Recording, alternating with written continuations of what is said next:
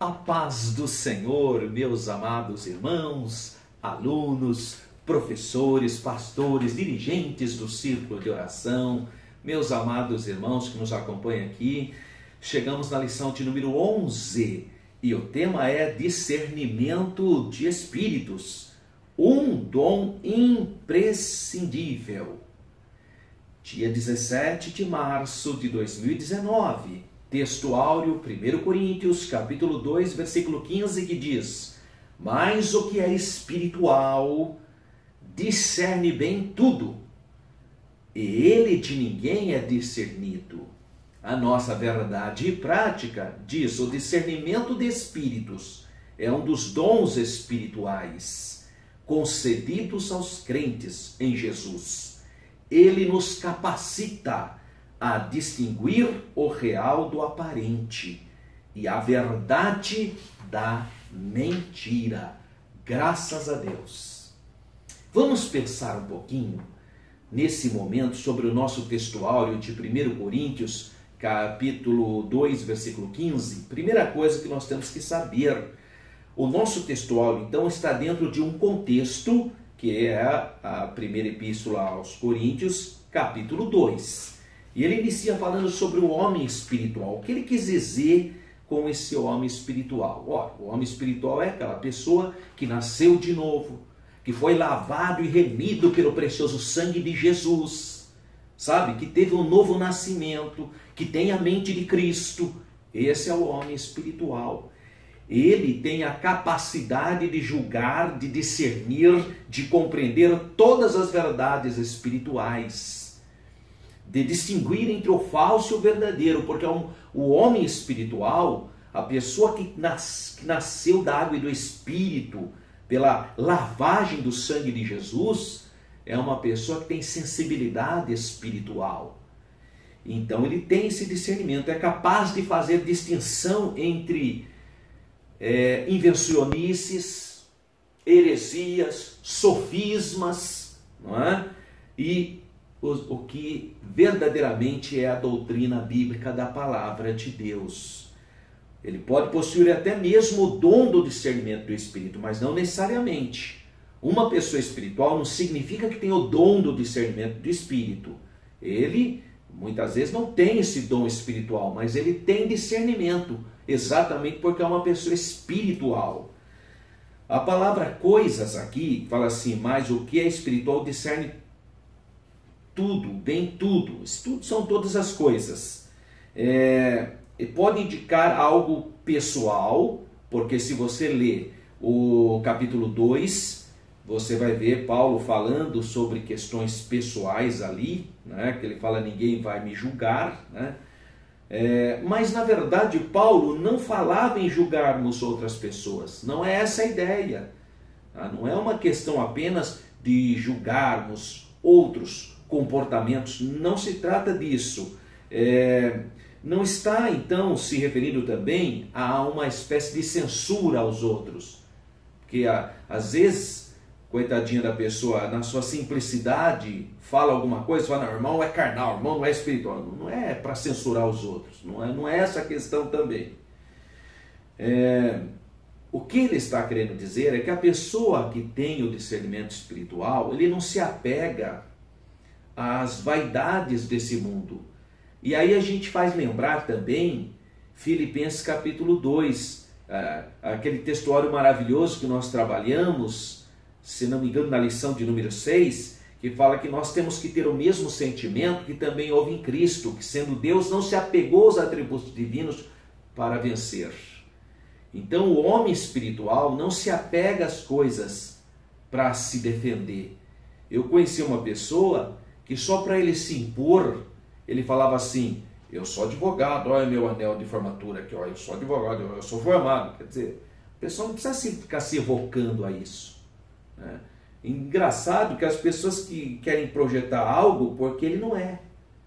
Pode observar, quando a pessoa começa muito querendo mostrar alguma coisa, é porque ele não é aquilo. Então ele fica querendo projetar o que ele não é.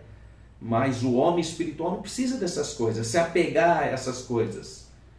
Não precisa censurar ninguém, mas ele tem discernimento. Essa é a questão. O homem espiritual tem à sua disposição os meios espirituais que o capacita.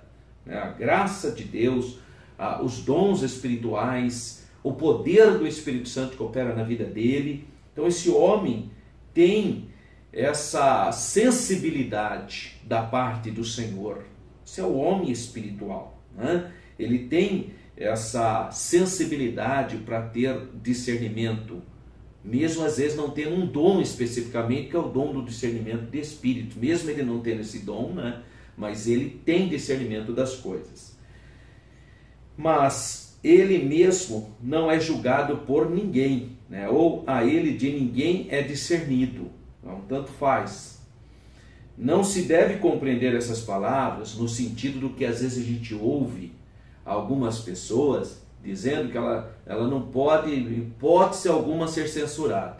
Não, eu estou acima de tudo e de todos. Não, irmão, todos nós estamos abaixo, sob a palavra do Senhor.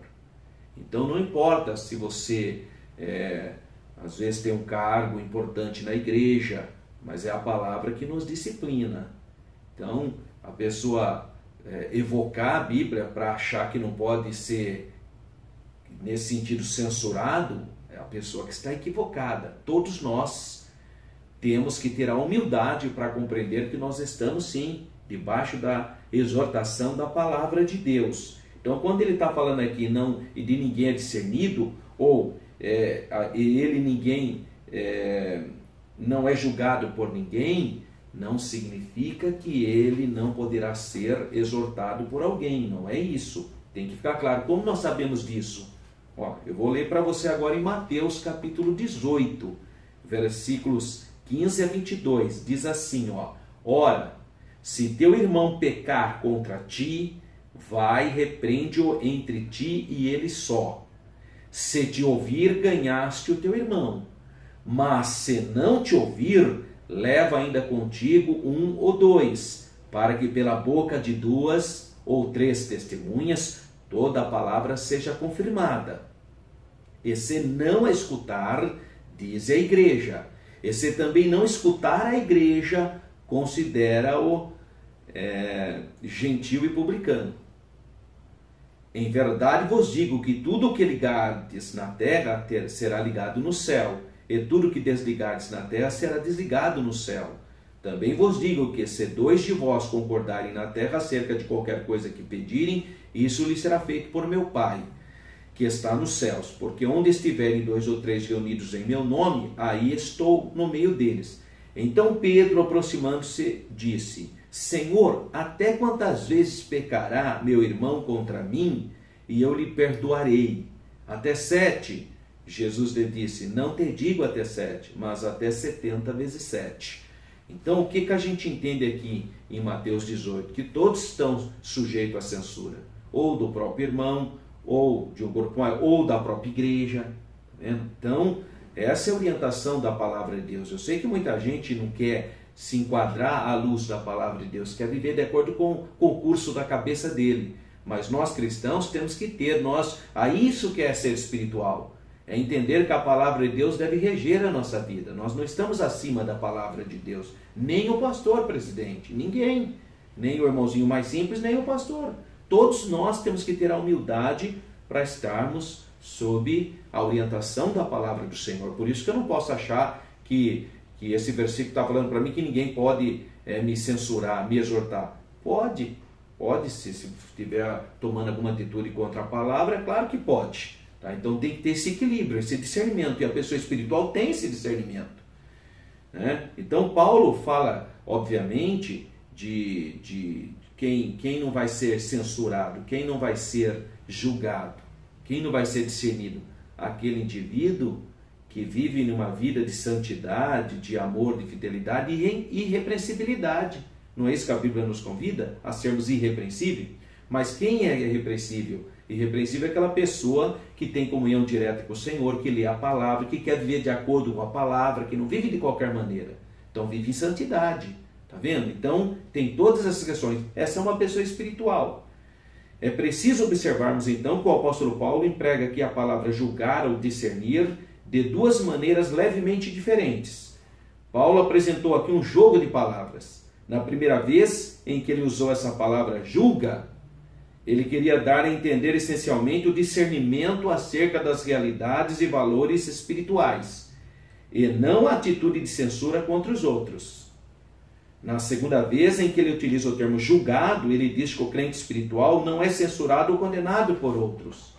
Não adianta, se a pessoa vive em santidade, em fidelidade, em amor, de acordo com a palavra de Deus, não adianta querer censurá-lo ou julgá-lo. Não é? Então é um textuário muito importante, porque aqui ele procura então retomar a ideia do que nós devemos nos esforçarmos para sermos, né? Pessoas que temos uma profunda comunhão com o Senhor e, portanto, nos comportemos como crentes espirituais. Tá? E depois vem o contraste, que é o carnal, né? que é exatamente o contrário, o contrário do homem espiritual. A leitura bíblica está em Atos, capítulo 16, versículos 16 a 22. Então, se você ler com atenção, você vai perceber que Paulo teve discernimento, porque uma jovem com espírito de adivinhação era um demônio, e ela elogiou os apóstolos. Se Paulo e Silas não tivessem discernimento, ele fica até contente, né? Porque a moça diz assim, eles são secos, olha, ela diz, esses homens que nos anunciam o caminho da salvação são servos do Deus Altíssimo. Olha que coisa linda. Quer dizer, se fosse uma pessoa que não tivesse discernimento, ia ficar que nem um pavão, né? Aleluia, isso mesmo, eu somos homem de Deus. Mas Paulo e Silas tinham discernimento espiritual e viu que era um demônio. E nós não podemos aceitar elogio de demônio não, irmão. Viu? Não podemos não, tem que repreender o demônio no nome do Senhor Jesus. Mas precisa ter discernimento, né? Agora a pessoa não tem discernimento, coitado. Aí o demônio dá um elogio e ele fica tudo contente. Poxa vida, que falta de oração, né? De consagração, de leitura da palavra de Deus, de comunhão com o Senhor Jesus, porque não teve discernimento. Mas graças a Deus, essa nossa leitura bíblica é muito importante. Você leia com calma, tá? Porque ele vai mostrar que o demônio elogiou Paulo e Silas. E Paulo, por ter o discernimento, foi lá e repreendeu, tá?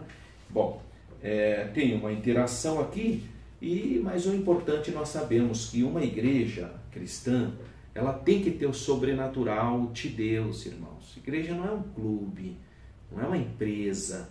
Igreja não é isso. Sabe? As pessoas online ficam falando coisas afirmativas. Não é isso. E o culto a Deus é onde o Senhor opera. Sabe? O Espírito Santo ali, pessoas nascem de novo, a cura divina, a batismo no Espírito Santo, a coisas gloriosas, é adoração ao Senhor. Então isso é igreja. Agora, como as pessoas perderam a visão espiritual do Novo Testamento, começaram a inventar coisa. Tem um monte de nome de culto, de evento, não tem nada a ver com a Bíblia. Você não encontra isso em Atos dos Apóstolos. É tudo invencionice. Tá? Mas o culto espiritual proposto por Deus está aqui. Leia a Bíblia, leia Atos, como que era o comportamento, como eles oravam, se consagravam, buscavam ao Senhor. Tá? Então, esse é o modelo para nós. Ponto central, o discernimento de espíritos nos capacita a verdade da mentira. Então, ele nos capacita a verdade. Ele nos dá discernimento para compreendermos o que é verdade e o que é mentira. Então, ponto 1, primeiro tópico, discernir e discernimento, as duas palavras. Bom, em seu uso geral, discernimento na vida cotidiana, né, a capacidade, veja, discernimento é a capacidade de compreender e avaliar as coisas com bom senso, com clareza, com seriedade. É separar o certo do errado com sensatez, irmão. Não é radicalismo. Tá? Tudo já acha que... Não, irmão, calma. O cristão tem que ser moderado, irmão. Agora tem gente que é o seguinte, ou é 8 ou é 88. Irmão, é para ser 44, irmão. Sabe? É moderação. Não tem radicalismo nas coisas de Deus. Porque nós vivemos de acordo com o amor de Deus derramado. Então não pode ser radical. Sabe? Aquele negócio. Comigo é assim. Que comigo é assim? Eu já vi um camarada que falou para mim, irmão, eu sou tudo ou eu não sou nada. Não é nada. Está desviado. Não é nada, irmão. tá? Abandona, porque não é assim, as coisas não são assim. Sabe? Nós, irmãos, pela misericórdia de Deus que estamos em pé. Viu? Você é professor de escola bíblica dominical, você é um pastor de uma congregação, uma liderança de jovem ou do grupo de oração. É pela misericórdia de Deus, irmão. Tudo pela misericórdia. Eu estou aqui falando com você, é pela misericórdia do Senhor, irmão. É porque o Senhor tem tido misericórdia para a gente poder compartilhar a palavra. Não é, sabe? Então a gente precisa ter equilíbrio. E o discernimento tem a ver com equilíbrio. Para ter discernimento. O termo aparece nessa acepção da Bíblia, mas no contexto teológico o seu uso é muito mais amplo, como nós veremos a seguir. O verbo discernir. No Novo Testamento, o verbo discernir aqui, ele pode significar perguntar, interrogar, investigar, examinar. Então tem a ver com discernimento, mas isso porque foi feito uma investigação, né? Foi feito um exame. O segundo verbo apresenta grande variedade semântica. Na verdade, muitas palavras gregas elas têm de fato uma pluralidade de sentido muito grande. Por isso que o escritor tomou cuidado aqui para falar sobre essas dimensões. 2. O substantivo discernimento. O termo grego diakrisis, ou diácrisis, que só aparece 3 vezes no Novo Testamento, tem um significado diferente, uma vez que o sentido de briga ou julgamento, tá? Romanos 14:1. Outra como distinção, em que se julgam pelas evidências se os espíritos são malignos ou se provém de Deus. 1 Coríntios capítulo 12, versículo 10. E finalmente para decidir o bem e o mal. Hebreus 5:14. E na atualidade, irmãos, nós, pela misericórdia de Deus, somos uma igreja pentecostal, uma igreja que crê nos dons espirituais. Então nós precisamos muito do discernimento. Porque infelizmente, meus irmãos, há muita coisa que a própria palavra de Deus já não orientava. Paulo fala que temia que lobos, né, vestidos com pele de ovelha iriam tentar destruir, fazer mercado de vós, né? Paulo usa essa expressão exortativa. Então, irmãos, infelizmente tem gente, irmão, que não é o demônio, tem coisa que não é demônio, tem coisa que é ele mesmo, é um manipulador, irmão. Tem coisa que é da carne dele mesmo. Então a gente precisa ter discernimento, porque as operações espirituais podem ter 3 procedências. Pode ser de Deus, que é o que nós queremos, mas pode ser do homem ou do demônio. São 3 procedências. Então você vê uma manifestação, pode ser 3 coisas. Quando é de Deus, você vai ver. Primeiro, as coisas de Deus, irmãos, são... Eu acho estranho quando a pessoa vai falar uma palavra, está falando em nome de Deus, começa a ameaçar todo mundo. Deus não precisa ameaçar. Porque se você não crê, vai acontecer isso. Não precisa. A palavra de Deus, ela, mesmo se você não crê, ela vai acontecer. Por quê? Porque é a palavra de Deus. Então Deus é Deus. Se Ele falou, Ele não precisa ameaçar você. Se você não crê, eis que não sei o que lá. Que é isso, irmão? Você acha que Deus precisa ameaçar você? Se Ele falou. Se você crer, você vai ser abençoado e Deus vai fazer a obra. Agora a pessoa começa a ameaçar. Isso é coisa do homem. Não estou falando que é do demônio, coitado. Às vezes tem irmão que quer fazer o papel do Espírito Santo. Tem, irmão. Tem gente que é assim. Ele vai pregar, ele quer salvar as pessoas. Não, quem salva é o Espírito Santo. Quem salva é Jesus. Quem convence a gente do pecado é o Espírito Santo. Então a pessoa vai pregar, ele grita, ele faz a maior pressão, porque ele acha na cabeça dele que é ele que está fazendo. Não é. Não adianta, irmão. Então a pessoa não precisa, deixa Deus te usar como você é. Você não precisa ficar imitando os outros. Tem gente que imita até o jeito, sabe, o jeito da voz. Não precisa, irmão. Porque Deus quer você também. Eu estou lembrando aqui do Rembrandt, que escreveu aquele livro Cristo em Cadeias Comunistas. Ele estava na Romênia, na perseguição comunista, ateia, contra os crentes na Romênia. E ele orando, ele pediu para Deus que ele queria ser que nem o Billy Graham. E pediu, meu Deus, eu quero ser igual a Billy Graham, me ajuda, eu quero ser igual a Billy Graham. E falou. E aí o Senhor Jesus, na cela da cadeia, abraçou ele e falou, meu servo Richard Rembrandt, eu não preciso de 2 Billy Grahams. Eu já tenho um Billy Graham, mas eu preciso também, eu quero usar também o Richard Wurmbrand. Então é isso, irmão. Deus quer usar você no seu jeito mesmo. Não precisa querer ser igual aos outros. Tá? Procure sim se formar, trabalhar, estudar. Tudo isso é fundamental. Mas Deus quer usar você. Viu? Deus quer usar você. Graças a Deus. Então nós precisamos, na atualidade, de discernimento. Se existe um momento que nós precisamos de discernimento, é esse. Porque tem tanta coisa, tanta conversa furada, tanta fake news, irmãos, tanta coisa que não tem nada a ver com a palavra de Deus. E por isso mesmo eu e você precisamos do discernimento. A síntese do tópico 1. Discernir pode significar examinar ou investigar, bem como outras variantes. Discernimento significa julgamento e distinção. Há um subsídio doutrinário do Stanley Horton. Para quem não sabe, Stanley Horton foi o maior teólogo pentecostal da Assembleia de Deus que nós já conhecemos. E ele escreveu uma obra magnífica chamada Teologia Sistemática, uma perspectiva pentecostal. Ele é um dos coordenadores, né? Não foi só ele que escreveu. A CPAD lançou em 1996 e seria bom você adquirir, porque é o pentecostalismo clássico, né? Que é o grande teólogo Stanley Horton. 2.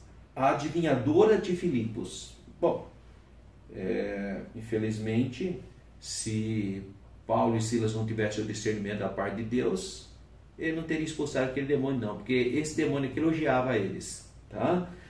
Uma avaliação sensata. Jovem adivinha estava possessa, tomada pelo espírito das trevas. Logo, a mensagem dela não vinha de si mesma, mas do espírito que a oprimia.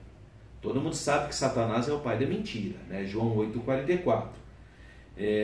Por que então o espírito adivinha elogiava os dois mensageiros de Deus, Paulo e Silas, ao confirmá-los como anunciadores do caminho da salvação? É óbvio que havia algo de errado nisso, né? Porque não tem sentido o demônio querer elogiar a obra de Deus.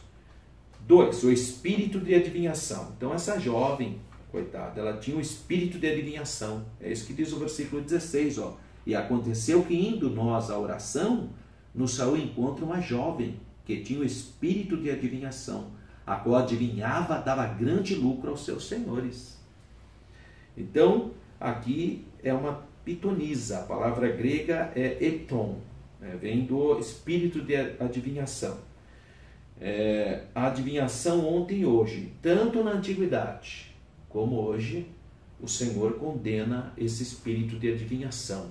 Sabe, esse negócio de cartas, búzio, isso aí tudo é condenado pela Bíblia. A Bíblia condena isso, irmão, tem que ficar claríssimo isso. Porque o Brasil é um país muito místico, e às vezes tem algum irmão que tem essa fraqueza de querer, deixa eu ver, no horóscopo. Tudo que tem negócio de adivinhação, sai fora. Isso não provém do Senhor. Tá? Então a Bíblia é contra essas práticas de magia, de adivinhação. Tudo isso faz parte, prever futuro, tudo isso é coisa do maligno. Que Deus nos livre dessas coisas. E infelizmente hoje, através da televisão, tem um canal pago que tem programas de médium em Los Angeles, médium em Nova York. É absurdo aquilo. E tem gente que assiste, que acha maravilhoso. Olha, irmão, que coisa triste. Então, nós temos que ter discernimento. O crente tem que ter discernimento, irmão. Síntese do tópico 2. A adivinhadora de Filipos estava possessa por demônios e não falava no nome de Deus. Eu conheci um moço que era dono de um terreno e ele tinha um espírito de adivinhação. Então as pessoas iam lá escondidas, ele adivinhava quem era a pessoa. Ele falou isso para mim, que uma vez um prefeito da cidade foi visitá-lo, né? Eu não morava em Campinas, não, morava em outra cidade. E foi lá o prefeito, e escondido, e ele adivinhou que era o prefeito, né? Então ele falou, depois, mas só que ele se converteu, ele aceitou a Jesus lá na Assembleia de Deus de Jundiaí. Até hoje era crente, ele aceitou a Jesus como Salvador, transformou o centro de macumba dele lá, virou uma igreja, irmão. Mudou, Deus fez uma obra extraordinária. E ele falava para a gente, ele falou para mim, falou: irmão Alberto, eu tinha um espírito de adivinhação, demônio que me mostrava, qualquer pessoa me falava, eu falava. Olha que coisa, é o mesmo caso dessa jovem aqui, irmão. Então, que Deus tenha misericórdia e nos dê unção, graça, discernimento, poder de Deus para repreender o demônio. Há um subsídio didático-pedagógico aqui, que também tem a ver com o livro do Stanley Horton. E finalmente 3, desmascarando os ardis de Satanás. Olha, está aqui, ó, Mateus 10,16, Jesus dizendo: eis que vos envio como ovelhas no meio de lobos. Então o discernimento espiritual é essencial na nossa vida. O dom do Espírito Santo. O Espírito Santo, irmão, ele nos dá dons. E entre os dons espirituais está lá o dom do discernimento de espíritos. Nós que fazemos parte da liderança, da obra de Deus, nós precisamos desse dom. Pede para o Senhor Jesus, viu? Quando você for orar, Senhor Jesus, me dê o dom do discernimento de espíritos, para você realmente jamais ser manipulado e enganado. 2, uma estratégia demoníaca para confundir o povo. Então, olha só no versículo 17 o que o Espírito de adivinhação dizia: estes homens que nos anunciam o caminho da salvação são servos do Deus Altíssimo. Uma pessoa fala, você pensa que é de Deus. Olha que palavra maravilhosa. E não era, irmão, era o demônio que estava falando. Tá? Então essa não foi a única vez que Satanás procedeu dessa maneira. Tá? Outras vezes ele procedeu assim também. O propósito diabólico aqui era transmitir ao povo a falsa ideia de que a mensagem de Paulo e Silas pregavam seriam a mesma da jovem adivinhadora. Então ela estava falando dessa maneira, ela queria se legitimar como algo verdadeiro. E não, ela era adivinhadora, ela era uma pessoa falsa nessa perspectiva. A libertação da jovem. Então a moça era escrava de um espírito. E no nome do Senhor Jesus, porque o demônio tem que ser expulso em nome do Senhor Jesus. E Paulo e Silas, então, cheio do Espírito Santo, em nome de Jesus, sai demônio, e aquela mulher, moça, foi liberta dessa escravidão. Né? Mas como ela dava lucro, né, para certas pessoas, por isso que muita gente, irmão, não é liberto, porque ele está pensando apenas em coisas materiais, né? Porque uma pessoa que adivinha fica rica. Adivinha, mas tem a ver, tá escravo de Satanás, escravo do demônio. 4, a necessidade do dom de discernir. Isso é uma necessidade imprescindível, como diz o início da lição. Eu e você precisamos, viu, irmão? Eu oro, sempre eu peço para o Senhor. Eu preciso do dom do discernimento de espíritos. É essencial no nosso ministério, na nossa vida. Resumindo, a partir do discernimento de espíritos, a jovem adivinhadora foi liberta das forças demoníacas, graças a Deus. Há um subsídio da vida cristã aqui, que você pode ler, que é uma experiência do missionário na África. Então é muito importante você ler esse devocional.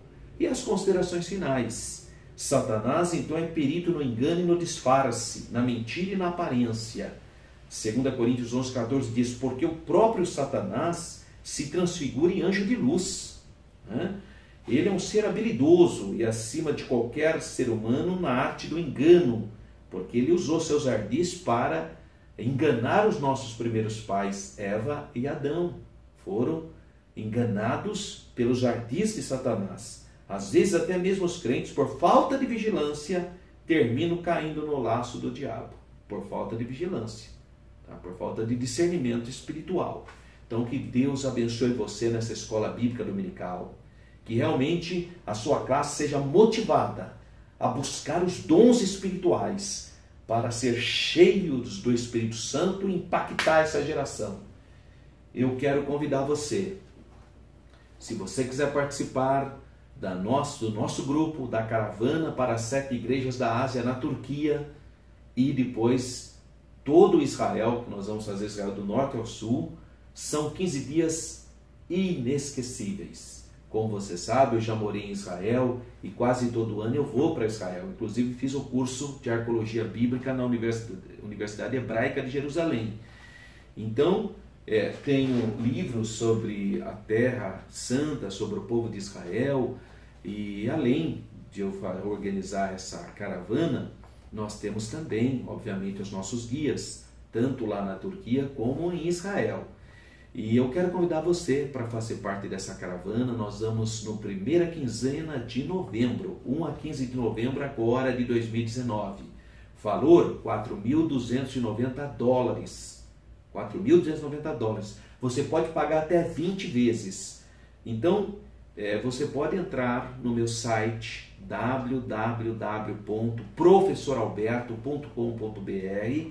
Lá tem o roteiro da nossa viagem, por onde que nós vamos passar, e também os telefones de contato. É importante você ligar na Renova Turismo, que é a nossa operadora, e falar: olha, eu quero fazer parte da viagem do grupo do professor Alberto, tá bom? Para que você possa, junto com o nosso grupo, vai ser uma bênção. Nós vamos terminar essa viagem no Jardim do Túmulo, celebrando a Santa Ceia do Senhor Jesus. Vai ser esse o final da nossa viagem. Então você é o nosso convidado. Tem hora que você tem que investir. Eu sei que é um investimento pesado, alto, mas é bom você investir em você. Além de você ter toda a estrutura turística, você terá um verdadeiro curso teológico em loco. Tá? Então eu convido você para se esforçar para fazer parte dessa caravana, visitando as 7 igrejas da Ásia, 7 igrejas escritas ali em Apocalipse, e toda a terra de Israel. Vai ser uma bênção a sua presença, tá bom? Meu irmão, que Deus continue abençoando sua vida. Tem uma aula abençoadíssima. Baixa a lição no site www.professoralberto.com.br, tá bom? Deus te abençoe e fique na paz do Senhor.